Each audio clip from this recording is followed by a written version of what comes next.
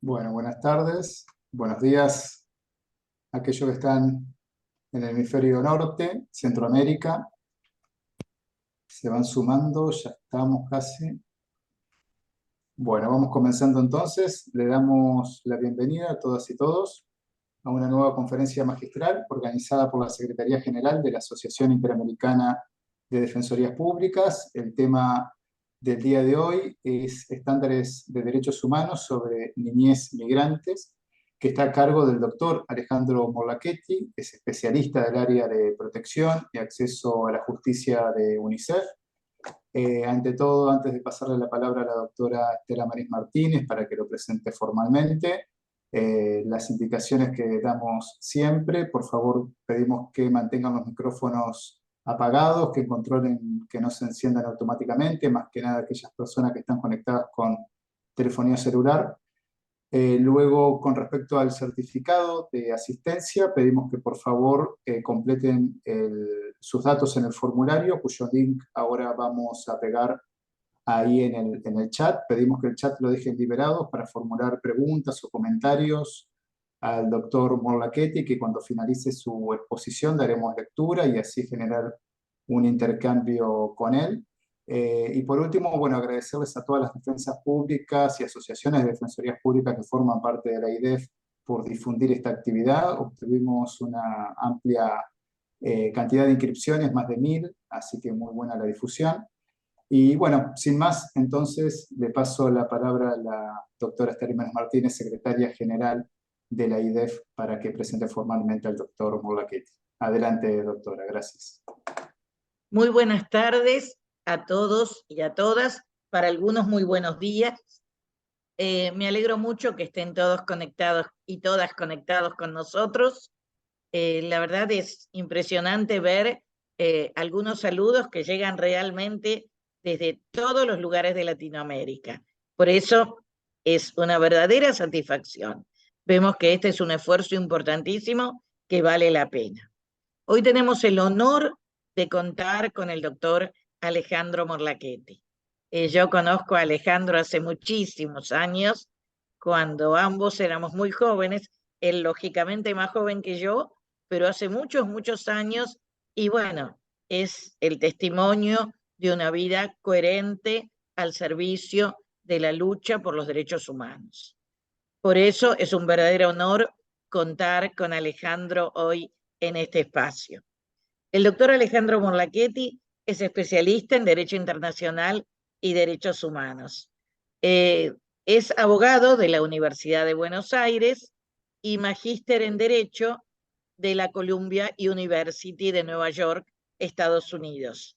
Desde el año 1998 se ha desempeñado como consultor experto de organismos internacionales en más de 40 países. Desde 2018 a 2022 se desempeñó como asesor regional legal en derechos humanos para América Latina y el Caribe de la Organización Mundial de la Salud con sede en Washington. Y actualmente está a cargo del área de protección y acceso a la justicia de UNICEF Argentina. Realmente cuando nos enteramos que iba a venir Alejandro a trabajar en UNICEF, nos dio una enorme alegría, porque sabemos de su dedicación y su compromiso, además obviamente de sus conocimientos sobre el tema. Por eso, Alejandro, en nombre mío personal, pero en nombre de todo AIDEF, te agradezco mucho que hayas aceptado brindarnos esta conferencia magistral y te cedo la palabra. Muchas gracias, Estela Maris, por las lindas palabras y por todos estos años de conocernos. Es decir, en esta lucha compartida de muchos años en muchos temas de derechos humanos y en niñez también en particular. Y muchas gracias por la invitación para tener el honor hoy de hablarle a este público de tantos lugares. Ahí voy viendo abajo que ya van más de 300 personas conectadas y realmente de diferentes lugares. Está máximo el volumen. de diferentes lugares de la región, con lo cual realmente un honor estar en este momento hablando con ustedes y compartiendo algunos conceptos, compartiendo algunas ideas y después teniendo la posibilidad de responder algunas preguntas y generar un poco de intercambio. Mi exposición de hoy va a estar enfocada en esa intersección de estándares de derechos humanos que se genera a partir de una situación, un estado, que es el que tiene la persona que se moviliza, que empieza a trasponer fronteras y que empieza a entrar en estados que podemos llamar de tránsito o de llegada a un destino, que es un lugar diferente de su lugar de origen. Y el otro punto que entra en esa intersección, en este caso, son personas que son menores de 18 años, lo que llamamos niños, niñas y adolescentes. Entonces, aquí se vienen a juntar un conjunto de estándares particulares, aquellos que hacen a las personas migrantes, a las personas en el contexto de la movilidad humana, y el otro conjunto de estándares que tienen que ver con el hecho de ser una persona menor de una edad determinada. Como ustedes seguramente sabrán, hay tratados y hay documentos internacionales y estándares internacionales definidos a partir de declaraciones, a partir de resoluciones, pero sobre todo a partir de dos tratados centrales que marcan a esta situación que hoy podemos definir como grupos de población específicas, migrantes y al mismo tiempo personas menores de 18 años. La Convención de los Derechos del Niño, que seguramente están todos muy familiarizados, y por el otro lado la Convención de los Trabajadores Migratorios y sus familias. Hay bastantes personas que tienen el micrófono abierto y que y cuando hablan, miren que los estamos escuchando todos. Entonces, les sugiero cerrar los micrófonos móviles y demás para que no se los escuche cuando están hablando. Entonces, de esta combinación de la Comisión de Trabajadores Migratorios y la Comisión sobre los Derechos del Niño y las consecuencias que de eso viene, insisto, a través de declaraciones, resoluciones, acuerdos tomados en el ámbito del Mercosur o otros ámbitos regionales y subregionales de la región, van a empezar a generarse estándares específicos.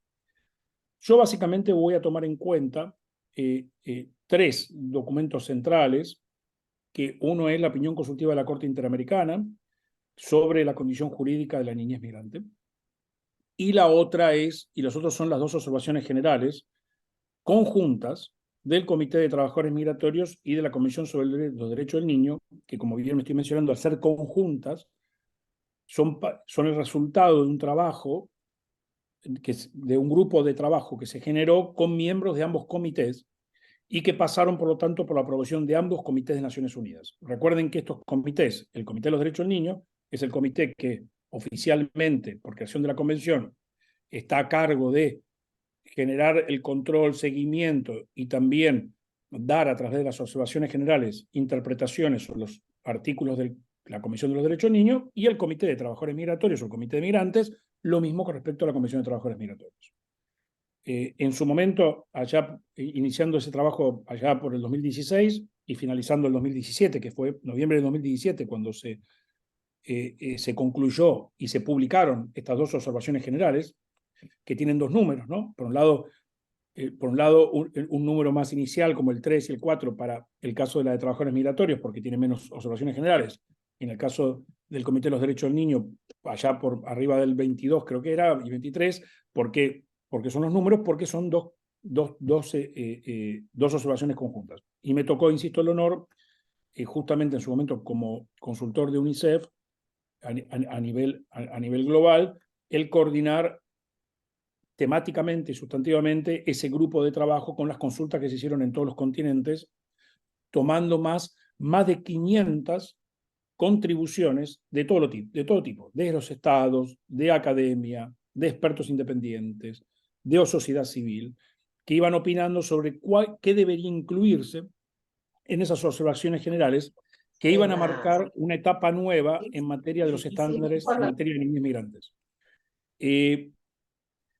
Recuerden que ya el Comité de los Derechos del Niño tenía la observación general 6, mucho más antigua, que hablaba sobre niños no acompañados, pero estas dos nuevas del 2017 obviamente van a estar más acorde a las necesidades y a las realidades de la niñez migrante en el mundo. Entonces, aquí va a aparecer una cuestión central, que es que más allá de los derechos de las personas en el contexto de la movilidad humana, en particular las personas migrantes, también recordemos que vamos a tener, y no voy a hacer mucha diferenciación porque no nos va a dar el tiempo, pero recordemos sí que uno puede extender, cuando habla de movilidad humana, a lo que llamamos el derecho particularmente humanitario, con sus propias reglas y que tiene que ver con todo lo que tiene que ver con las convenciones de refugiados, solicitudes de asilos y demás, que establece además criterios propios y específicos, pero no voy a estar refiriéndome todo el tiempo a distinguir algunos estándares de migrantes y otros de solicitantes de asilo y refugio, porque si no, no nos va a dar el tiempo en este contexto. Pero sí voy a hacer algunas aclaraciones interesantes, porque en materia de adultos, las diferenciaciones entre entrar dentro del estatuto de refugiado o no puede marcar una enorme diferencia, sobre todo en materia de devolución al país de origen. En materia de niñez, si bien sigue eso siendo vigente e importante, el hecho, por el interés superior del niño, el hecho ya de estar en algún nivel de riesgo hace que, aun cuando no esté en condiciones de solicitar y de entrar a un estatuto de refugiado, igual los estados tienen que tomar una cantidad de precauciones antes de estar habilitados para poder devolverlo a un país de origen. Entonces, esa sí es una diferenciación que vamos a volver porque es muy importante y es uno de los estándares que marcan diferencias entre adultos y niños en materia de migración. Como decía, a ver, hay un punto muy importante que fue uno de los más discutidos en estas dos observaciones generales. Primero, bueno, tomen nota que son dos observaciones generales. Dos observaciones generales, la Secretaría de Naciones Unidas hizo una excepción porque la temática era tan amplia y las contribuciones fueron tan amplias en las necesidades de establecer estándares en una cantidad enorme de temas, que van a ver que una observación conecta con la otra, porque las observaciones generales tienen un límite de palabras, y porque si no, imagínense, serían códigos paralelos. Y entonces se estableció que una iba a conectar con la otra. Y en la primera observación, lo que van a encontrar, creo que era el párrafo 3, en este momento estoy hablando de memoria, párrafo 3 o el párrafo 4, van a encontrar una referencia que fue muy importante y que generó mucha discusión, que dice que cualquier Estado que haya ratificado una de las dos convenciones, es decir, la Convención de los Derechos Niños o la Convención de Trabajadores Migratorios, ya queda sujeto a los estándares de estas observaciones. Esto era muy importante. ¿Por qué? Porque la Convención de los Derechos Niños, como ustedes saben, tiene ratificación prácticamente universal. De hecho, todos los países de la región de América, exceptuando si tomamos la América más amplia, que en ese caso Estados Unidos, todos los países del resto de América han ratificado la Convención de los Derechos del Niño. En cambio, la Convención de Trabajadores Migratorios es uno de los tratados de derechos humanos menos ratificados en el mundo. Y definitivamente no ha sido ratificado por muchos de los países tradicionalmente receptores de flujos migratorios.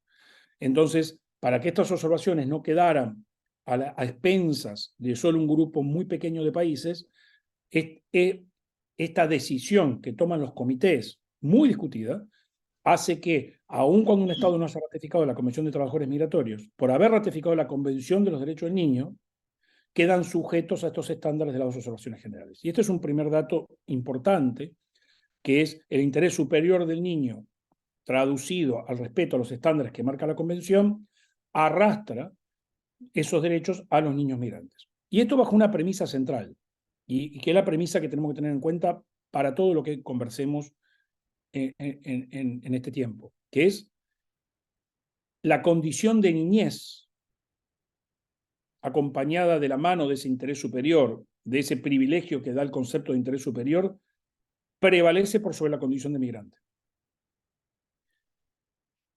El chico arrastra consigo mismo, lleva en su valija, en su bolsito, cuando va trasponiendo fronteras, sea en cualquier condición que lo haga, irregular, no irregular, con familia, sin familia, en país de origen, en país de tránsito, en país de destino, en cualquier condición lo haga, lleva su condición de niño a cuestas. Sigue portando sus derechos. Esos derechos no pueden ser restringidos por su condición de migrante. Y este es un primer punto central Y ese es el espíritu que se puede ver tanto en la opinión consultiva de la Corte Interamericana como se puede ver en las dos observaciones generales. La condición de niño prevalece por cualquier otra condición. Esto no quiere decir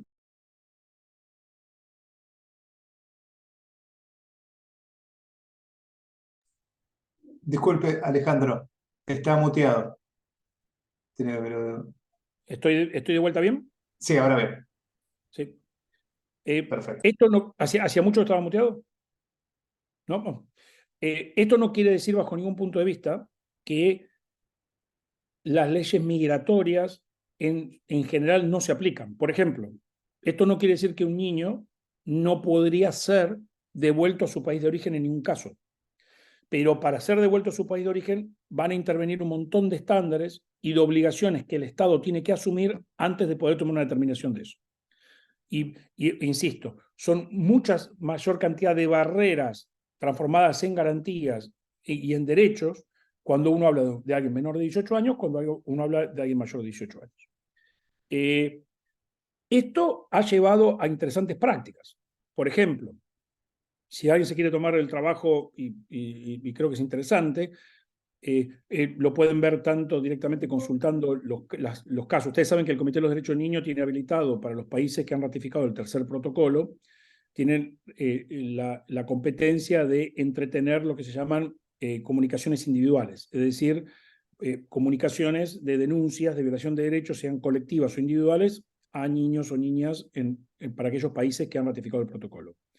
Uno de los países que más comunicaciones individuales ha recibido en contra es España. Y la temática es migración. Y las dos principales temáticas por las cuales España ha recibido una amplia cantidad de comunicaciones individuales y con decisiones además de parte del comité, la mayoría de ellas en contra de España, es por dos razones. Una es por lo que se llama devolución en caliente. Esto habrán visto muchas veces noticias sobre las devoluciones en caliente en frontera, con niños y niñas no acompañados, muchos de ellos, que cruzan a través de Marruecos o de diferentes maneras, viniendo y haciendo travesías en gran parte del continente africano. Y la otra es por la determinación de edad a través de pericias médicas. Eso, la observación general específicamente lo trata y habla de esas pericias médicas. Esas pericias médicas son pericias que tienen que ver con radiografías, tienen que ver con dentadura, tienen que ver con medidas de la muñeca. Todas cuestiones muy invasivas, además, para un chico que acaba de llegar a otro territorio luego de largas travesías. Y que además está totalmente científicamente, en su momento cuando estábamos con las observaciones generales, hemos recibido una cantidad enorme de información al respecto, y las ONGs de España que han trabajado mucho en ese tema, y además está establecido que, en realidad, la presunción, digamos, el margen de error a través de esas pericias médicas en la edad puede ser tranquilamente entre 1 año y medio y 2 años y medio. Llamativamente, durante una época en España, todas las presunciones iban porque los chicos eran mayores de 18 años, aludiendo que el pasaporte que presentaba el chico era apócrifo, aludiendo que no tenía documentación, aludiendo que no eran confiables la documentación de los países africanos, aludiendo al tamaño del chico, etcétera, etcétera, etcétera.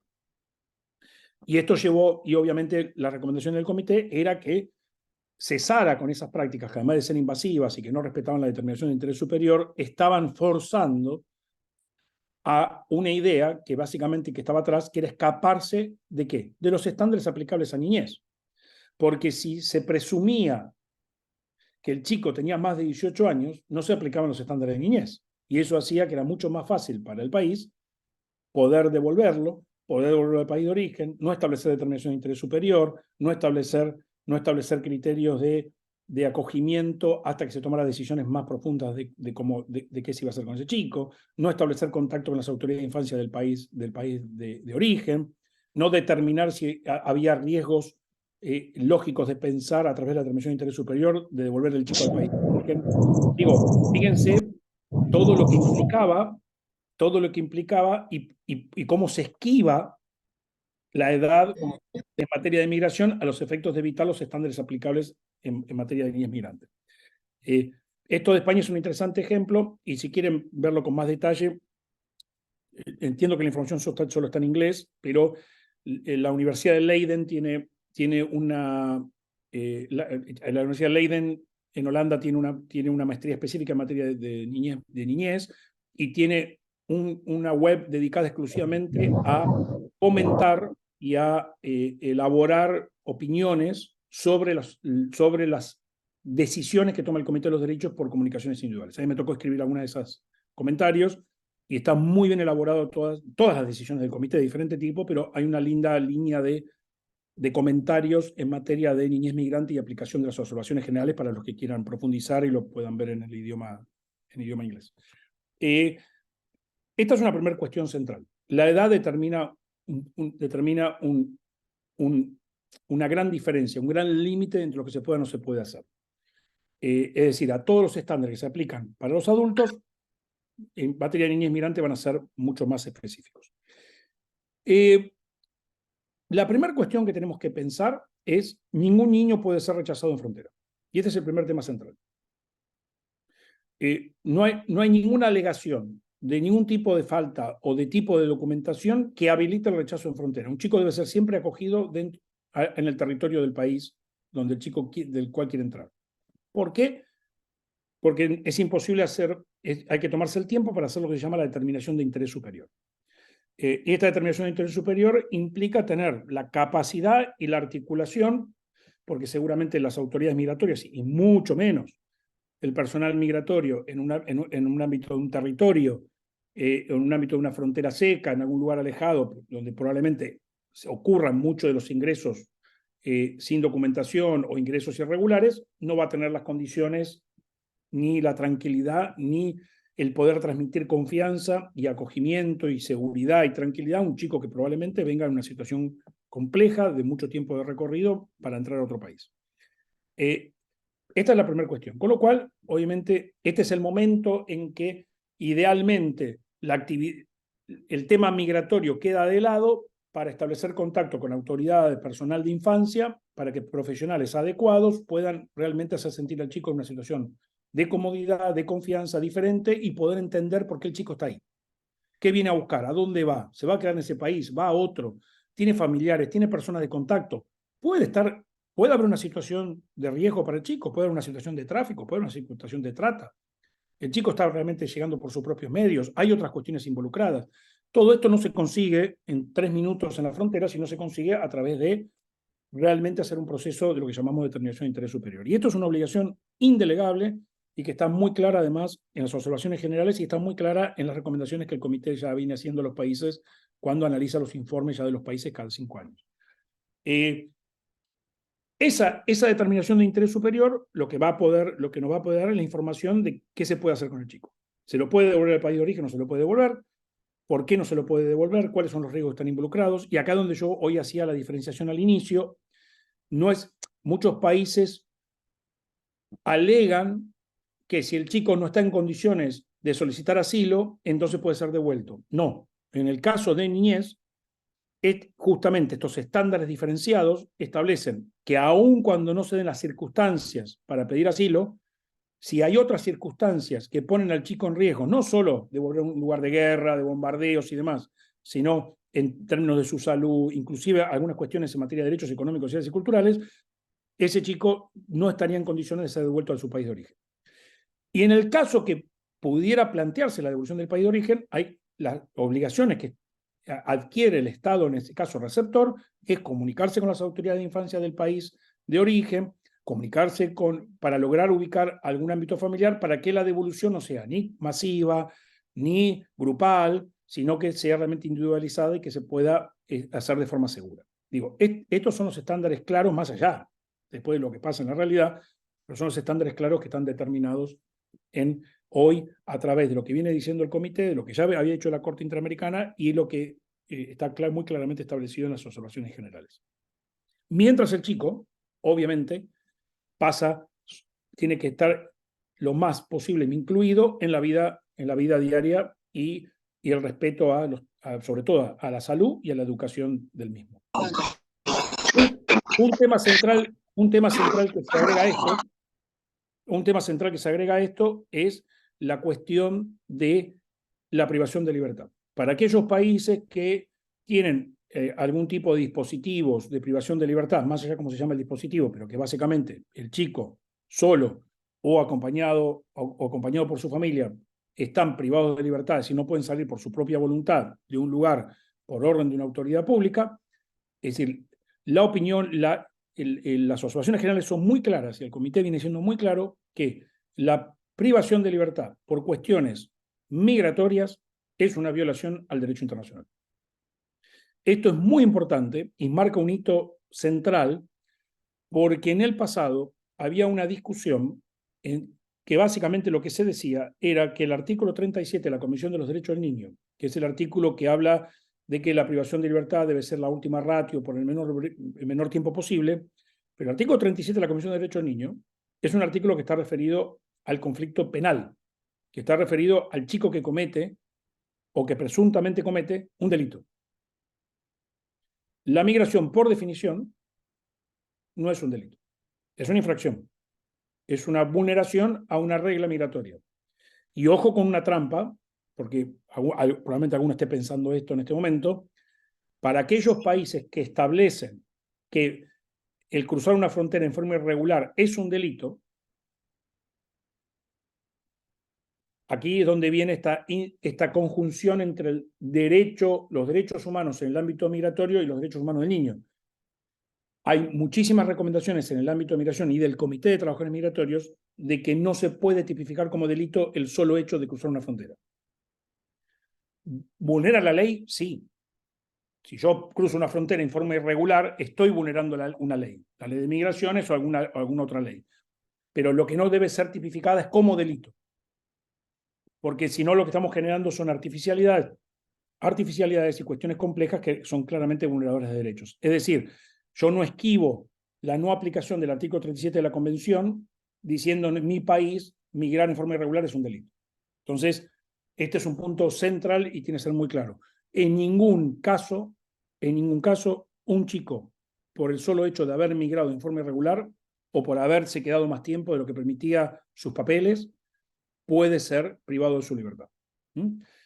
Esto no estamos hablando obviamente en una situación, una vez que se determinó el interés superior, una vez que se hicieron todo, no estamos hablando en la situación donde un chico entra en un proceso de deportación, de devolución, entonces va con alguna autoridad a un aeropuerto o a un lugar y lo ponen en un avión o en algún tipo de transporte y hay un momento en que el chico está sujeto a la autoridad. No estamos hablando en un interregno de 24 o 48 horas específico con todos los cuidados. Estamos hablando de la privación de libertad real. Si el chico entra, lo ponen en algún lugar que no puede salir por sus medios hasta que se decide si lo deportan o no. El chico no puede ser privado de su libertad. Este es un punto central. Esto abre algunas discusiones muy interesantes en términos de, y no resueltas, pero en términos de estándares jurídicos. ¿Por qué? Porque, y esto es una pregunta que surge muy frecuentemente y que también fue discusión de los comités cuando se estaban discutiendo el contenido y la aprobación de las observaciones generales, que es, si el chico no puede ser privado de su libertad y el chico no puede ser devuelto en frontera y tengo que hacer una determinación de interés superior, y estos son los estándares claros para un menor de 18 años, y el chico migra con la familia, y los familiares, y hay una parte de los familiares que son adultos. Entonces, ¿cómo congeniamos, cómo combinamos los derechos más privilegiados de estos niños con los de la familia? Porque en el derecho internacional, si bien hay una recomendación de no criminalizar la migración, el estándar de que no se puede privar de libertad no es tan fuerte como en el caso de los niños. No se debería, no se podría, si se hace debería ser muy breve, pero no hay un estándar tan tajante como lo tiene la observación general que dice, si lo priva de libertad por un hecho migratorio, es una violación del derecho internacional. Entonces, acá viene una parte interesante de la discusión y de la interpretación, que es el niño tiene derecho a estar con sus padres, madres, o diferentes modalidades. Artículo 9 de la Convención. ¿Okay?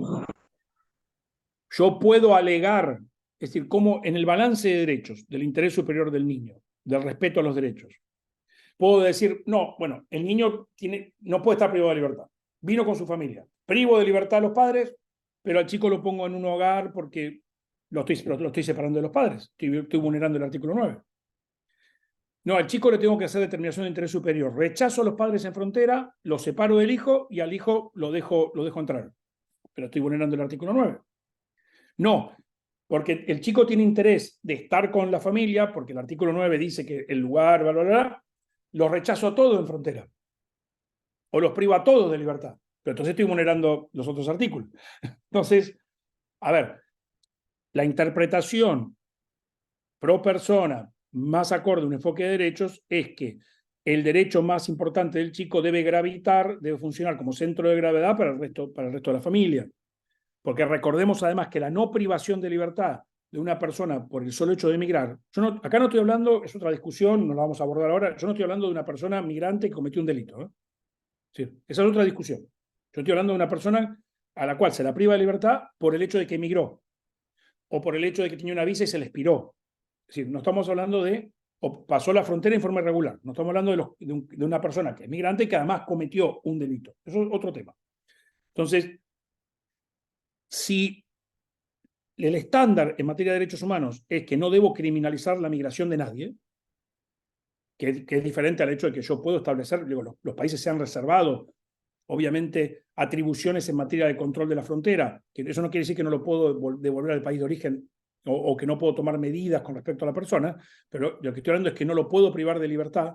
Entonces, además, y además tengo una familia con chicos que no lo puedo privar de libertad en ningún caso, obviamente la respuesta más concreta y más respetuosa de derechos sería que el grupo familiar no fuera devuelto en caliente, como se llama en frontera, ni tampoco sea privado de libertad, y que se tomen otras medidas de control, en todo caso territorial, en donde la familia tiene que estar al alcance, la familia tiene que mantenerse en un lugar, hasta que se tome una determinación más de fondo en materia de permanencia o no en el territorio. Este es un aspecto importante en todo lo que tiene que ver en admisión, permanencia y devolución o no al país del cual viene la persona o a su país de origen. Después, por supuesto, en materia de ya niños, niñas y adolescentes más establecidos en un territorio específico, es decir, que ya se han quedado en el territorio por tiempo determinado o indeterminado, en materia de niñez, obviamente opera el principio de que el niño debe ser tratado en condiciones de igualdad con respecto a los niños nacionales. Esto quiere decir acceso irrestricto en materia de salud, educación, etc. Ahí se plantean algunas cuestiones que también están abiertas. Si bien el principio general es claro, no puedo establecer ningún tipo de criterio de discriminación en materia de acceso a servicios básicos. Entonces, por ejemplo, si un chico no tiene documentación, tendré que buscar la forma de generar una documentación, aunque sea transitoria, para que pueda acceder al sistema educativo y al sistema de salud, o mientras lograr que acceda igual hasta que regularizo la situación de documentación. Obviamente, la recomendación más de nivel político, esto es un estándar más de deber ser de recomendación que un estándar definitivo, y la observación general lo dice, de hecho, es el tratar de ir hacia las regularizaciones de familias migrantes y sobre todo de niños y niñas que ya permanecen una cantidad de tiempo en un territorio y viendo, y hay muchos estudios al respecto, viendo los beneficios que tienen en materia de integración a la sociedad receptora de personas que están regularizadas, que tienen documentación, qué efectos tiene esto en evitar la explotación laboral, en poder reclamar sus derechos, etcétera, etcétera. Pero más allá del tema de regularización, porque no todos los casos pueden ser pasibles de regularización, mientras está en el territorio debe haber un acceso irrestricto a los derechos y servicios básicos como salud y educación. Es un poco más complejo y más discutible en materia de lo que llamamos protección social. Es decir, es el nivel de discrecionalidad del Estado en establecer leyes y políticas públicas que establecen ciertas restricciones definidas en materia de la ciudadanía o de la residencia o de la cantidad de tiempo de residencia para acceder a ciertas prestaciones sociales. Certificado de discapacidad, asignaciones por hijo, transferencias, lo que llamamos transferencias en dinero condicionadas o no condicionadas, acceso a listas para intervenciones quirúrgicas complejas, trasplantes. Digo, es una lista enorme de aquello que ya el Estado necesita un nivel de planificación y que además puede ser oneroso en el tema de cubrimiento. No estoy hablando de atención primaria a la salud, no estoy hablando de ir a la escuela, estoy hablando de cuestiones mucho más complejas. Ahí hay un margen de apreciación entre lo que llamamos discriminación y distinción, es decir, si se pueden o no establecer distinciones razonables, y esto la Corte Interamericana tiene bastante, lo desarrolla bastante bien en su opinión consultiva, si se puede hacer distinciones razonables, proporcionales, en donde establezco algunos límites de tiempo de residencia para poder empezar escalonadamente a gozar de ciertas prestaciones sociales. Esto puede tener cierto sentido porque requiere también planificación y requiere partidas presupuestarias. Ahora, primero tiene que ser razonable, es decir, no es razonable decir 10 años, 5 años, lo que tiene que buscar es que realmente no sea alguien que está en forma temporaria y que en 3 meses pueda acceder a situaciones muy, muy complejas. Y el otro punto es que además se contabilicen en esa cantidad de tiempo que se pide, se contabilice el tiempo que se pueda aprobar de estadía irregular, porque es muy perverso decir, requiere 1 año de permanencia en el territorio y después la única forma que lo puede probar es a través de una documentación formal cuando es el mismo Estado que le bloquea el acceso a la documentación formal.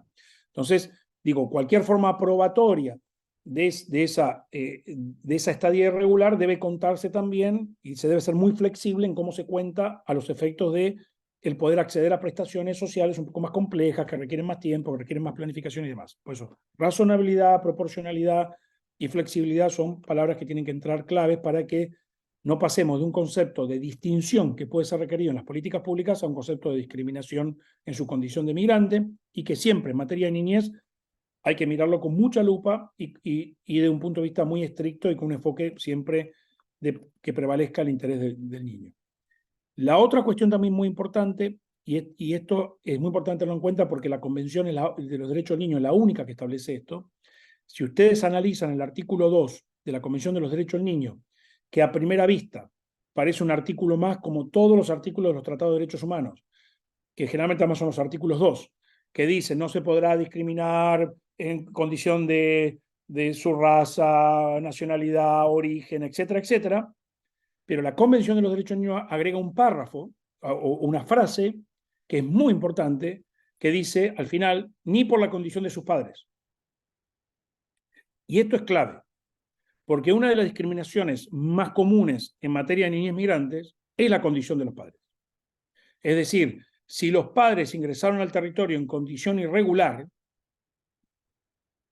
no solo los niños migrantes, es decir, los niños que ingresaron también con los padres, sino en muchos casos los niños nacidos en el territorio, es decir, no son migrantes, porque nacieron en el territorio de ese país, también son discriminados y considerados migrantes, a pesar que por definición no son migrantes, porque nacieron en el territorio. No migraron, no vinieron de ningún lado, nacieron ahí.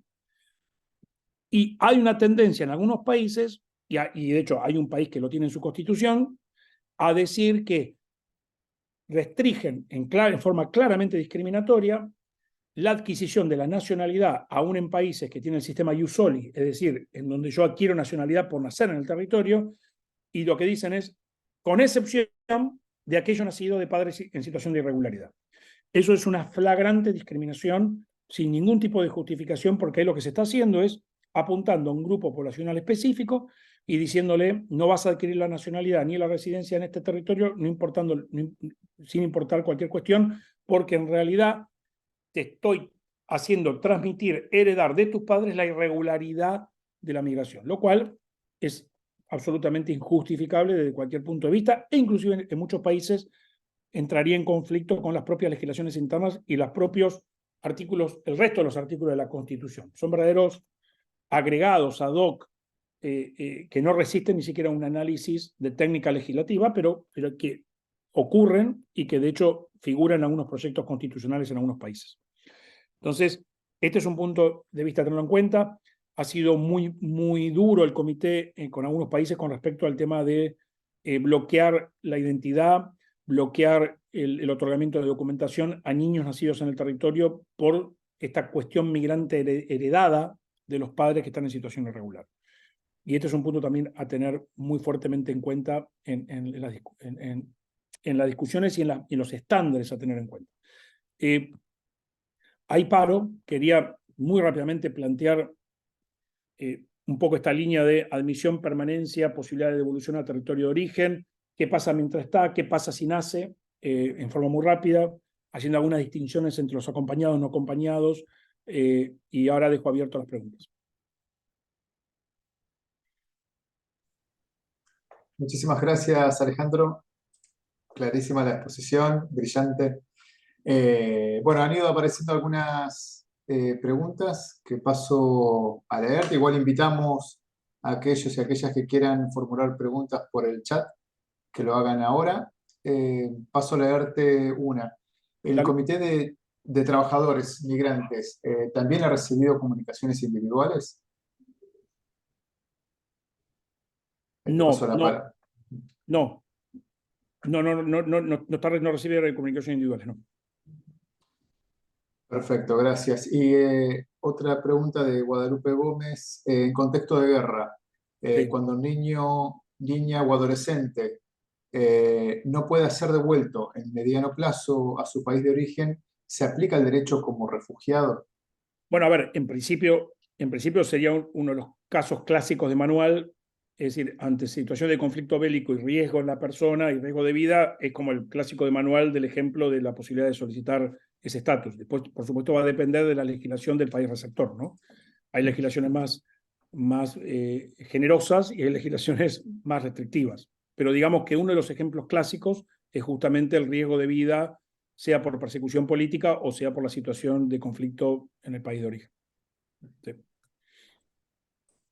Perfecto, gracias. Acaba de ingresar una nueva pregunta. Sí, la estoy viendo que es larga. Sí, de Analia Cascone. Ella trabaja de la Defensoría General de la Nación y trabaja en la Comisión de Refugiados. No sé si la preferís leer o paso a leerte. Sí, la estoy leyendo, mira, la estoy leyendo. Las respuestas suelen ser del tipo: los adultos que tienen ok los documentos pueden ingresar, pero los niños no, o bien la única manera es que pidan asilo, no se hace ningún tipo de determinación de interés superior. ¿Cómo piensa que se puede hacer? Está bien. No, bueno, sí, a ver, ahí pasan varias cosas. Una de las cosas que sucede es, si yo no, más allá de temas, obviamente, capacitación, obviamente, protocolos definitivamente, pero lo que no se le puede pedir es al sistema migratorio de cada país, no se le puede pedir lo que no puede dar. Es decir, lo que hay que entender es que hay un punto. El procedimiento migratorio sigue. Es decir, no es que migraciones de cada país no puede seguir con su procedimiento migratorio. Es decir, entra una persona, entra en situación irregular, hay una situación de irregularidad. Entonces, no es que migraciones no intervienen, migraciones tienen que intervenir. O, por supuesto, si entra irregular se va a enterar después, o si se le expiró la visa se va a enterar cuando se expira la visa si lo está determinando, o si quiere entrar por una frontera, puede pasar alguno de estos supuestos que algunos tienen documentación, otros no tienen documentación. Lo que no le podemos pedir es al puesto migratorio en algún lugar. En los aeropuertos y puertos generalmente están un poco más armados y tienen más capacidad de respuesta, pero no podemos pedir que hagan todo, no podemos pedir que hagan determinación de interés superior, no podemos pedir que sean trabajadores sociales, no podemos pedir que sean psicólogos, no podemos pedir que establezcan un diálogo con el chico. Es decir, porque no tiene sentido. Justamente el punto es la conexión entre las autoridades de infancia y grupos y un grupo que tenga la capacidad de determinar estas cuestiones a través de protocolos para que ante una situación donde hay un chico presente en frontera seca, frontera en un puerto, frontera en un aeropuerto, comunique a la persona que corresponde para que intervenga. Esa intervención no se va a poder hacer en caliente, es decir, no se va a poder hacer si el chico está ahí a las 11 de la noche, yo voy a poder hacer todo eso entre las 11 y las 12 de la noche. No, por eso el chico tiene que ingresar al territorio, se puede buscar una forma que ingrese en forma temporaria. El proceso migratorio puede seguir funcionando, no hay ningún problema. Puede migraciones avanzar con una posible devolución al país de origen. En ningún caso los estándares dicen dicen que los países renuncian a su control de fronteras. Vamos a ser claros, los países han sido muy claros en reservarse el control de las fronteras y la integridad territorial en el derecho internacional. Pero hay límites, y uno de los límites es esto. Y una vez que se determine las condiciones del chico y por qué ingresó y por qué está ahí y cuáles son los riesgos de volver, se podrá tomar una determinación que combina el respeto a la ley migratoria, pero también combina los estándares de niñez.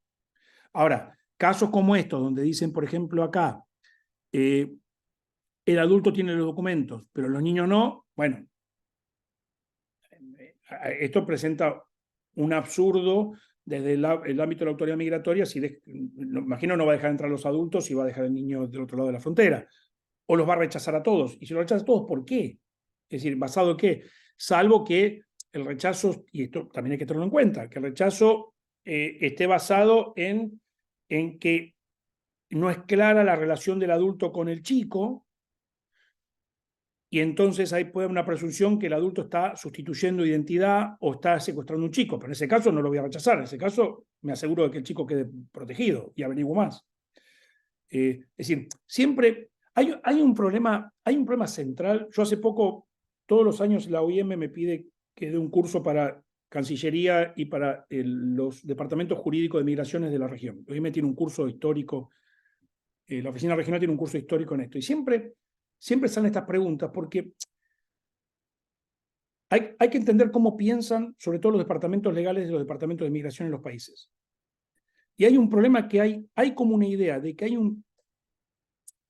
hay un interés jurídico tutelado que es el interés que es la frontera del país.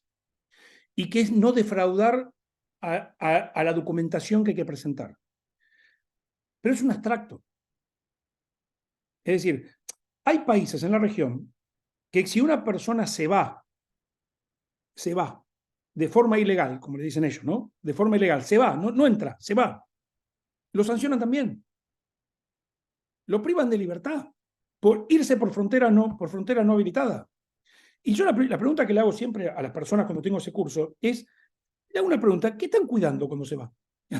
Si se va, ¿qué riesgo presenta al país una persona que se va? Porque yo puedo estar de acuerdo o no estar de acuerdo, pero puedo entender el riesgo de que la persona entre. Pero si la persona se va, ¿por qué lo privas de libertad? Y lo dejas adentro del país privado de libertad. No, porque está vulnerando la ley, porque está defraudando al Estado. Es decir, hay esta cosa de que no defraude al Estado, que no lo engañe, que aparece como bien jurídico tutelado como sagrado. Pero ese bien jurídico tutelado tiene que ceder ante los intereses de derechos mucho más fuertes que tienen que ver con la protección de la niñez. Y ahí creo que es un punto importante en la capacitación, en la sensibilización, porque obviamente el agente fronterizo está entrenado para esa sacralidad de la frontera. Que yo no digo que no es importante cuidar la frontera, ¿eh? Lo que estoy diciendo es, no puede ser una sacralidad abstracta. Porque la mayoría de las personas, y mucho más los niños y niñas, que vulneran esa regla, no la vulneran porque están pensando defraudar al Estado. La vulneran porque necesitan entrar, porque se están escapando de algo, porque quieren llegar. Es decir, no hay un esquema complejo de vulneración a un Estado. Diferentes son obviamente, los grupos organizados de tráfico y trata de personas que sí tratan de utilizar o desviar las reglas a los efectos de lograr fines ilícitos. Pero eso es otra historia. Y de hecho, si no determinamos bien el interés superior, si no tenemos claridad en la frontera, corremos el riesgo de no identificar esos casos y preocuparnos más por aquellos que en realidad son migraciones reales y puras, ¿no? Perfecto, Alejandro, gracias por la respuesta. ¿Hay una pregunta más? Opinión consultiva 17 del 2002. Sobre condiciones jurídicas de la niña inmigrante. Perfecto. Después, un caso plantea que ese es un caso que le ha pasado como Adolescente que viaja a defensor. otro país con autorización de los padres se reside en el país donde hay familiares que viven en forma irregular. Si ese adolescente se queda más del tiempo permite legalmente, si ese adolescente se queda más del tiempo permitido legalmente, ¿qué es lo que sucede con ese menor? No, a ver, otra vez. Bueno, ahí hay muchos supuestos. ¿Sí? ¿Por qué los padres lo mandan a otro país donde hay familiares? A ver, ahí, para eso es importante la determinación de interés superior. Es decir, en la determinación de interés superior, ese chico, si entra legalmente no va a tener problema, porque si entra con documentación, en principio no va a tener problema. Después va a quedar, puede ser que quede en una situación de irregularidad, porque imagina que entró como turista y con permiso de los padres entró como turista y en el momento se le expira su condición de turista y puede empezar a tener problemas. Y la familia que lo acobija está en situación irregular, puede ser que sea una situación. Si hay determinación de interés superior, seguramente en el momento van a establecer que sí tiene una familia de contención en el país de origen y es probable que eso podría determinar una devolución. Hay que ver un montón de cuestiones. A ver, ahí hay una línea a trazar compleja que es a ver, recuerden lo que yo decía, en el caso de los menores de edad, no necesitamos que esté huyendo de un conflicto bélico o que, que pueda solicitar un estatus de refugiado, si no puede haber otras determinaciones por las cuales el chico no puede ser devuelto al país de origen. ¿Cuál es el límite de eso? Es más difícil trazarlo. Es decir, yo puedo alegar que el chico no puede volver al país de origen porque en el país de origen la educación no es buena. Puedo alegar que no puede volver al país de origen porque vive en una zona que está tomada por las maras y el chico está amenazado de ser captado por las maras y corre riesgo su vida. Digo, es otro supuesto diferente. Puedo decir que no puede volver al país de origen porque la familia no tiene condiciones económicas para mantenerlo. Digo, estoy tirando supuestos al aire. Ahora, por eso es importante un buen sistema con profesionales adecuados de determinación del interés superior. Por la determinación del interés superior, de hecho, hay toda una parte larga de la observación general que habla de eso. Lo que tiene es que realmente determinar el interés superior y tiene que entender qué le está pasando al chico de verdad. Y para eso hay que generar confianza. Cualquiera de ustedes que haya trabajado en materia de niñez, cualquier defensoría que tenga una línea de trabajo en materia de niñez, la confianza con un chico, y más un chico que viene de otro país, y más un chico que está migrando y que seguramente está viviendo situaciones conflictivas de diferente tipo, necesita generar confianza. No va a decir la verdad, ni se va a abrir hasta que entienda que pueda hablar con esa persona y que esa persona no es una amenaza. Toda persona que tenga un loguito de migración para el chico es una amenaza. Es decir, la migración es el símbolo de que me van a frustrar el plan. Voy a volver a donde no puedo volver o no quiero volver. Digo, entonces, lo que el chico tiene que recibir es contención. Esto, insisto, esto no quiere decir sí o sí que el chico no puede, bajo ningún punto de vista, ser devuelto al país de origen. Pero lo que sí obliga a la determinación de interés superior es que haya gente capacitada para tomar una determinación objetiva sobre un balance de derechos. Y para eso, sobre todo, hay que escuchar al chico. Y habrá que escuchar a las personas que lo recibieron en el país de destino, y habrá que hablar con los padres o las familiares en el país de origen, habrá que hacer una comunicación entre autoridades de niñez. Esto presenta algunas complejidades. No entre todos los países se puede hacer esto fácilmente. En algunas regiones está la complejidad del idioma, está la complejidad de diferentes niveles, comprensiones culturales, el miedo a la autoridad, el miedo a lo diferente, cuánto tiempo un chico puede llevarle a abrirse a hablar con otro. Digo, todo esto es muy complejo y justamente esa complejidad hace que yo no se le puedo pedir a un señor en un puesto fronterizo que resuelva todo esto. Es decir, no está preparado eso y no debe estar preparado para eso. No es su función. Por eso ahí está la importancia de la capacitación, como alguien decía ahí, y los protocolos para que comunique a quien tiene que hacerlo y llevará el tiempo que llevará. Y si tiene que ser devuelto, será devuelto. Pero una vez que se hizo lo que tiene que hacerse. Y esta es la clave y lo que marca claramente los estándares. Muy bien, clarísimo también. Muchísimas gracias, Alejandro. Bueno, terminamos por aquí, no hay más preguntas. Así que, bueno, estarás viendo los comentarios que están llegando también. Tuvimos una convocatoria, ahora hay 472 personas, así que una de las conferencias magistrales que más personas hemos tenido, así que buenísimo.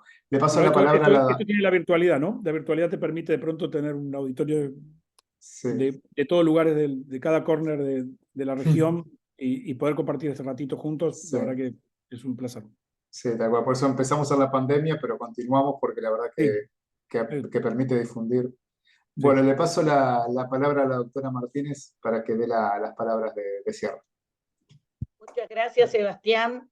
Como siempre, fantástico. Es más, ahora no te vas a librar, Alejandro, de que te volvamos a convocar muchas veces más, porque realmente ha sido muy, muy útil es cierto, yo lo digo permanentemente, que nuestro país firma leyes, resoluciones, adhiere, los organismos internacionales emiten en muchísimos casos piezas que son muy útiles y que realmente garantizan derechos humanos, pero después cuesta mucho bajarlas a la práctica.